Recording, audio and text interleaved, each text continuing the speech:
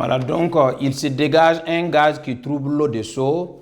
2 points, c'est le dioxyde de carbone.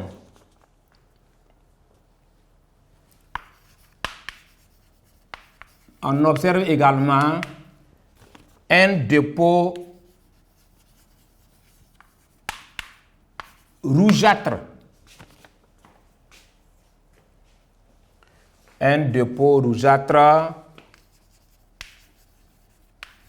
au fond du tube. 2 points, c'est le cuivre.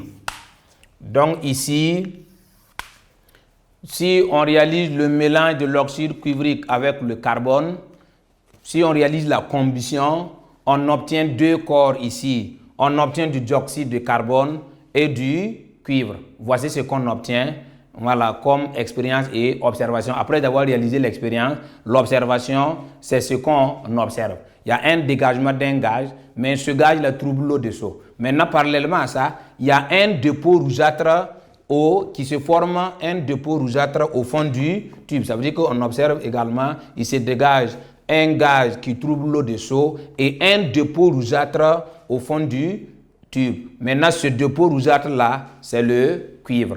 Donc, voici ce qu'on obtient. Là également, c'est une réaction chimique, puisque ça veut dire à l'arrivée, on n'a plus de... Ça veut dire que l'oxyde cuivrique et le carbone, là, ça veut dire que les deux là ont disparu, et puis on obtient du dioxyde de carbone et du cuivre. Donc, voici ce qu'on peut retenir. Donc, en petit 2, on va conclure.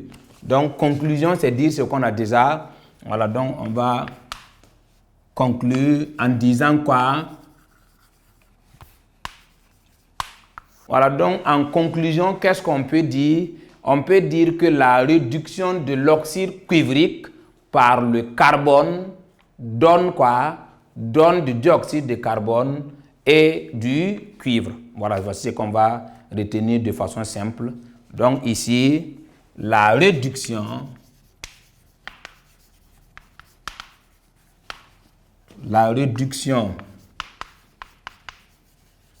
de l'oxyde cuivrique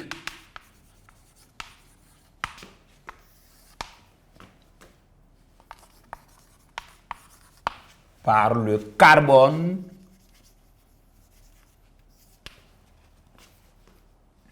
donne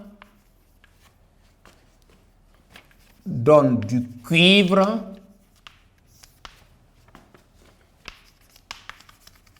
et du dioxyde de carbone. Voici ce qu'on peut retenir. Maintenant, comme c'est une réaction chimique, on va proposer en même temps l'équation bilan.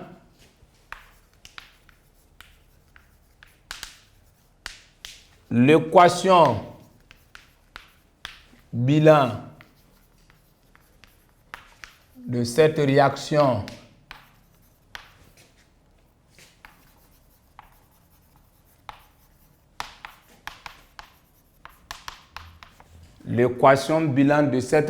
chimique s'écrit.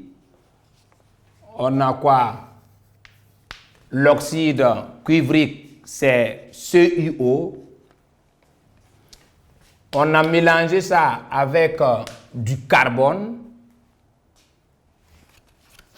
Après chauffage, qu'est-ce qu'on obtient? On obtient du cuivre et un dégagement du dioxyde de carbone. Voici ce qu'on obtient.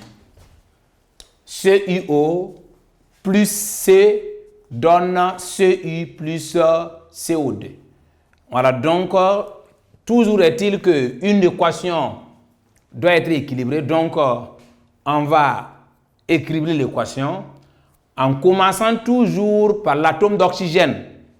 Voilà, donc ça peut vous aider en commençant par l'atome d'oxygène.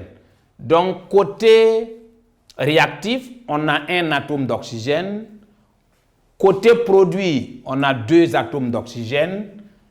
Donc, oui, ici, on a 2 atomes d'oxygène. Ici, on a un atome d'oxygène. on doit multiplier par 2. Voilà, donc côté oxygène, il n'y a pas de problème. Maintenant, comme on a d'autres éléments chimiques, on peut attaquer le cuivre, le carbone, le C.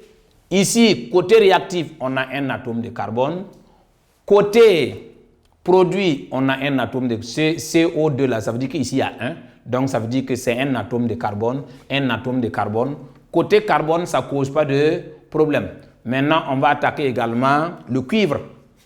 Côté réactif, ce 2 aussi multiplié puisque le CuO là, c'est 1.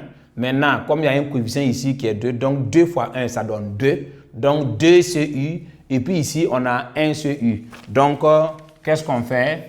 On multiplie par 2. Voilà, donc, voici l'équation équilibrée. Mais on constate que quand on prend cette réaction chimique, il y a des corps qui se réduisent et puis il y a d'autres aussi qui s'oxydent. Si on prend le CuO, à l'arrivée, on a Cu. Donc, ça veut dire que si on quitte de CuO à Cu, ça veut dire que le corps a perdu des atomes d'oxygène. Donc, on parle de réduction. Maintenant, si on quitte de C à COD, vous voyez qu'au départ, il n'y a pas d'atome d'oxygène. Mais à l'arrivée, ce corps-là a eu des atomes d'oxygène pour se transformer en COD. Donc, ça veut dire que ce passage-là, il y a eu gain d'atomes d'oxygène. S'il y a des gains d'atomes d'oxygène, on parle d'oxydation.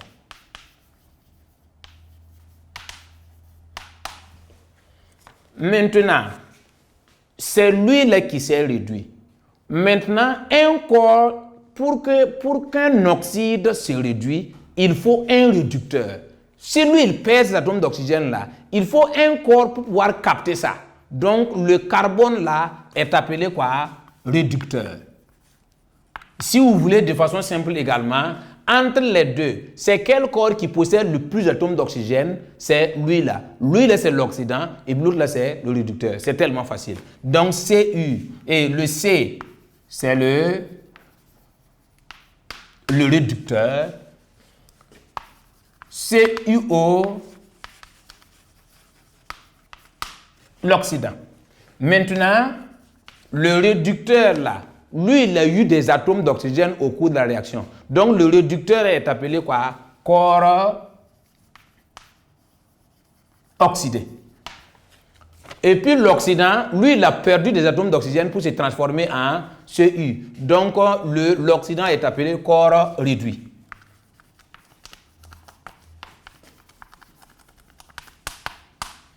Voilà, donc, voici en gros ce qu'on peut dire concernant la réduction de l'oxyde cuivrique. Donc, ce qu'on doit retenir au niveau de grand 2, pour que l'oxyde cuivrique se réduise, il faut ce qu'on appelle un réducteur. Ce réducteur-là, c'est le carbone. Maintenant, au niveau de grand 1, pour que l'oxyde ferrique se réduise, il faut qu'on ajoute un réducteur qui est Al. Vous voyez que les réducteurs ne sont pas les mêmes. Pour l'oxyde ferrique, on doit utiliser l'aluminium. Pour l'oxyde cuivrique, on doit ajouter du carbone. Voilà, donc il faut maîtriser les deux. Mais si dans les exercices, on ne parle pas de ça, de toutes les façons, on va vous donner des informations qui vont vous... Voilà, donc dans les exercices ou bien à l'examen, on peut vous proposer un exercice. On va parler de réduction de l'oxyde ferrique, on va parler de l'oxyde, on va même pas parler de l'oxyde cuivrique, mais on va vous donner des informations. Et puis ces informations-là vont vous permettre de pouvoir travailler. Si vous maîtrisez ça, quel que soit l'exercice, vous allez pouvoir vous en sortir. Voici en gros les différentes notions qu'on peut dire concernant le chapitre 9, réduction de l'oxyde ferrique et l'oxyde cuivrique. Voilà, maintenant nous sommes au niveau de l'évaluation de la séance. Donc, on va proposer un exercice d'application qui va vous permettre de retenir l'essentiel de la leçon. Voilà, donc je vous remercie.